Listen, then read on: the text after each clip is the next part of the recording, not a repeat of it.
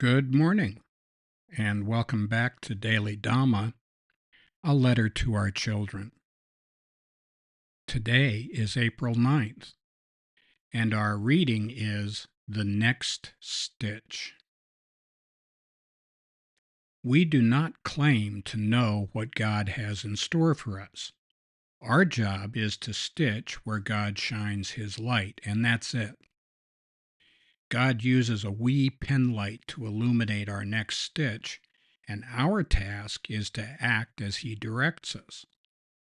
As long as we put the next stitch right where the light shines, things go pretty well. But the second we outrun that light and start worrying about what comes next, we get into trouble. What if this happens? What if the other thing doesn't work? What will people think? That's always a mistake because we're off in the future, which doesn't exist. We don't know God's pattern. It could be a pair of fancy pants, or a cute little drindle, or a great big circus tent. We have no idea. And we don't need to know. We're responsible for the work, and God is responsible for the outcome. Division of labor, pure and simple.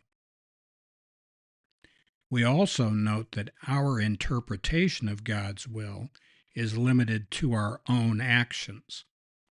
We don't pretend to know God's will for anyone else. After all, we're not crusaders.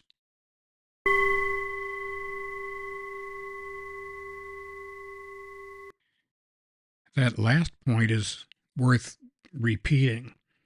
We have no idea what other people are supposed to do. In this book, we're telling our children, not what to do, but what we have done and what our experience has been. Maybe they can learn from our mistakes. But one thing that we think we know is that it's a mistake to tell other people what to do. It doesn't matter when we say God. Buddhists don't have Charlton Heston with a big stick. We've got good, orderly direction. There are other versions of that might work if it suits you better. Gus, great universal spirit. That sounds kind of nice and friendly, like Uncle Gus, give me a hand here. Grace over drama. That's a good one. It's aspirational, at least it describes what we're trying to do, what we'd prefer to do, the way we would prefer to interact with the people that we know and love. Any higher power, as long as it's not us. This is another reason to have trusted friends and spiritual guides who can help us sort out our obsessions, delusions, and illusions from some kind of legitimate inspiration. This is important in meditation too. Just because we think something doesn't mean that we should believe it. If I think that the good idea fairy has told me to go next door and shave my neighbor's dog, a spiritual guide might indicate that I should rethink that. That sounds an awful lot like Dhamma bum and not so much like something God would come up with.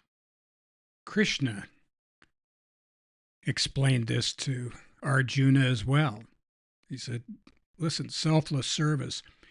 How about this? I'm the creator of the universe. How about you row and I steer? That work for you? You put in the work and I'll take care of the outcomes. And all you have to do is be devoted and work all the time without any expectation or thoughts about what the outcome is going to be or what your reward is. I'll take care of that. Deal? And that's not a bad idea. Division of labor, baby. So happy trails to you until we meet again.